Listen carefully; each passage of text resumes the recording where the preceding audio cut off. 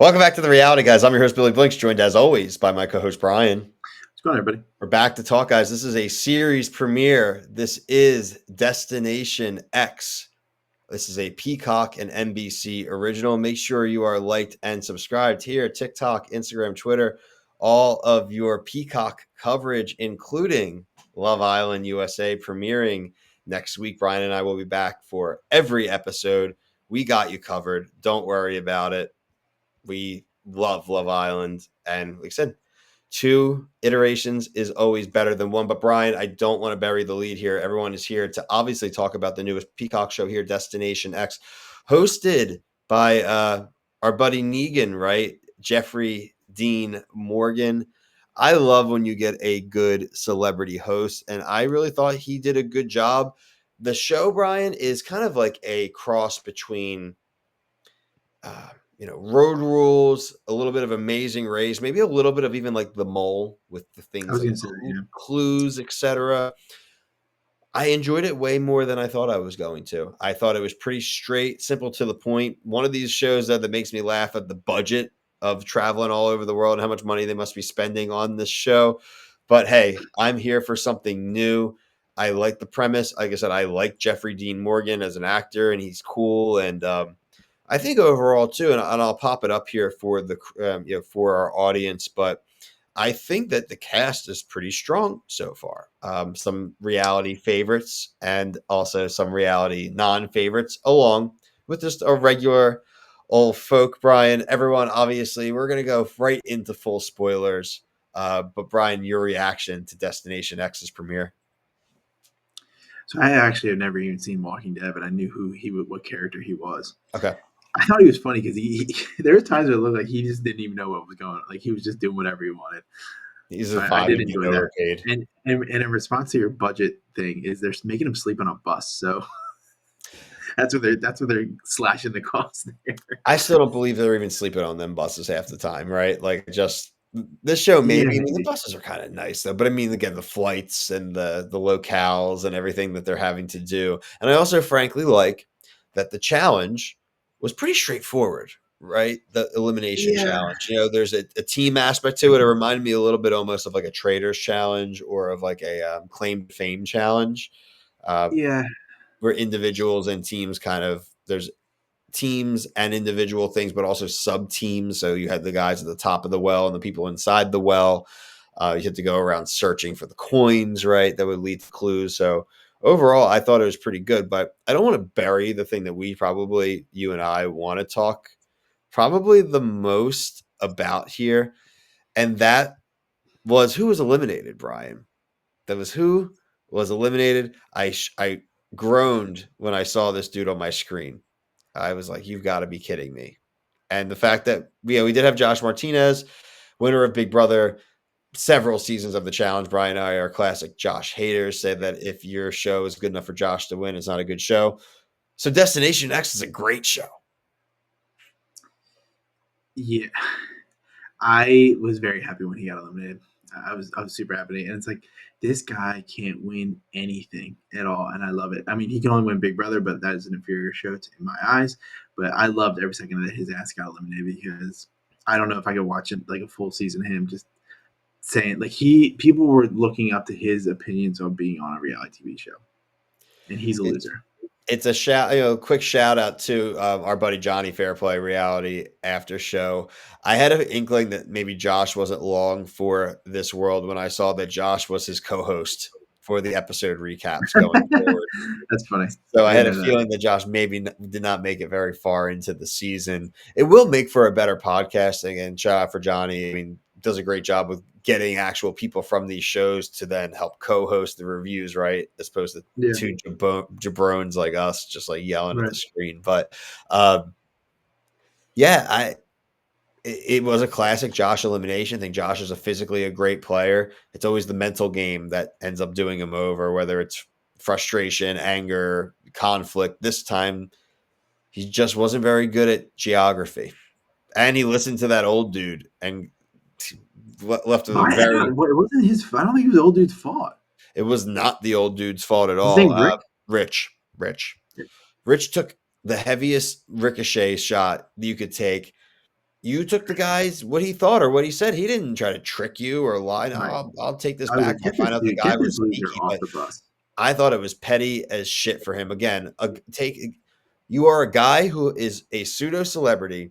You've already won a show. You've been on plenty of others where you've gotten paid Yeah. to do it. It doesn't go your way. You could laugh it off and just leave and go drink a beer with Jeffrey D. Morgan, but you pull this sissy move of just black marking this guy. That guy now has 0% chance of winning because of Josh's statement. And that's why he can never win any shows. Is he's too damn emotional. I just showed there. That's the common theme. Doesn't have anything to do with the challenge. It's just who he is, and that's why he's a big time loser. There's a scene. Was a girl named Abby that was like his name Which, Abby, right? yeah, I'm going to pull the cast. I'm going to insert the cast list back in here, Brian, so that we have it here Oh, for Allie. Her name reference. was Allie. Okay, there was a moment, and I audibly laughed out loud at work, and this person next to me was like, "What are you laughing at?" And like they know Josh Martinez, and I explained what the situation was because they have no concept of the show. And it was like Allie just said out loud that I always like stare at men across the room and like that's gonna be my future husband. And then she said that and it cut to her talking to Josh. And I laughed out loud so loud. I was like, you gotta be kidding me that this is the dude you're talking about. This loser. And then like that scene and then like later she kind of walked it back. But like that scene right there with the editing, I cackled with laughter. Just some other notable people here we want to cover, obviously, in our opening review. Pilot Pete Weber, he was the Bachelor. He also, it was a pretty good showing on the Traders as well, Mhm. right? So Peter's been on our screen a lot. We didn't, he barely spoke. Like they didn't He's not highlight on it. him. He's not there yet. Well, that's good Him then. and Janae are not there yet. That's what I was a little confused about, Brian. I was No, like, they I he have gets. this I think. guest list, and I haven't seen them say a damn word. Yeah, it's. I think he comes on episode 3, based off of what I saw on Reddit. Well, that makes me feel a lot better because I'm like, I'm excited Yeah. that Peter's here, but like, I didn't get anything from him, so I literally got nothing from him. So I'm actually really glad about that. Is it Big B? Is that his name? Yeah, He. I love that guy. yeah, he's so cool. He's He's so funny. exactly who you need to cast on reality TV shows. He's in the confessional. He's just running his mouth, saying weird shit. That's what we love about reality TV shows. And like those are the people that I miss on Survivor, where they're just yapping and saying crazy stuff. He's got that southern twang, and he's saying like one-liners that like we aren't hearing up here in the Northeast. And I enjoyed him heavily, and I'm super glad he's still on the show. I'm excited to see Janae. Obviously, Love Island. We're Yeah, pretty intimately. I like seeing these people who we spent time with on a non-competition show than be in yeah. a competition I show. I just didn't just like find it that interesting, but we'll see how she goes.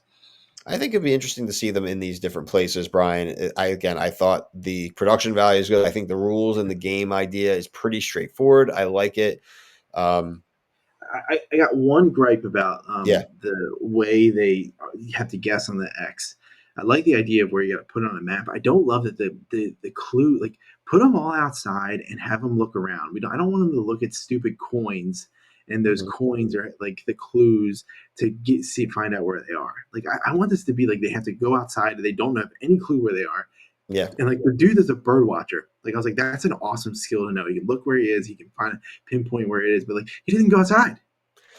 Like not even at all. I think we're gonna see that, Brian, throughout the season. A lot of that's gonna come down to the fact that they're worried that this is just my guess. They're just worried that a lot of these locations, there's a lot of the things, there's so many things outside of their control that people are going to be able to come across a newspaper, come across an Or just ad take him to a on. normal place, like a random place. Doesn't need to be somewhere nice. Doesn't need like Yeah, take him to a trailer park and just put that's him what I'm there. saying. I was a little And look, bummed the just first one look was around. Rome, right? Like I'm like, Yeah. no, make it some like small random town Yes. you've Make it never like a heard of village. in Austria, right? And that'll Yeah. work. Through your Right. clues and discoveries, you find names and things and lakes or this or like kind of geographical things that can lead you to it. But Right. like, I don't need next week to be like Paris. Right. That's gonna be super annoying. I like the village aspect where it's like you're near its area, but like you don't know what side of like, oh, I don't know where near Rome I am. So like you could put your X around Rome. And like that's I want it to be like miles apart. Like Josh and whatever the Rachel, the Barbie doll looking chick, put it near Milan, but like I want it to be like a bunch of X's right near each other. Then we're like separated by like feet or like Someone's in half a like Fiji. mile. Yeah, like I don't know. I Yeah. just It would be Let's see cool. what That would happens. be like you had to like place a flag in the ground, like a literal Something flag in the I think ground. it'd be cool. I like that. I think this type of stuff we're going to continue to discuss everyone as we go. But I thought a great premiere. I'm excited that it's a show that doesn't seem like a big drag. I like Jeffrey Dean Morgan. I like that we had a Josh elimination. And so overall, like I mean, from a reality guy standpoint, not a bad start here for a show. There have been way worse starts for shows for us for sure. Mhm. Um, Check out our reviews, guys. If you're a Peacock fan, like I said, we are doing all of Love Island. That will start next week. If you are a competition fan, we're covering this new show. We're covering the new show, The Snake. If you are into just kind of normal, standard reality shows, we're still covering things like The Valley on Bravo. We are doing The Summer House season 9 reunion. Part 2 will be next week. And so, plenty of things. Really, if you have a genre of reality TV and you're into, we got you guys covered. Full reviews of all episodes. We'll start doing some live streams and stuff soon now that we have a little bit more of a better look here. And always appreciate your comments and suggestions on what we should be covering. But until next week, for myself and Brian, thank you all so much for watching. Peace.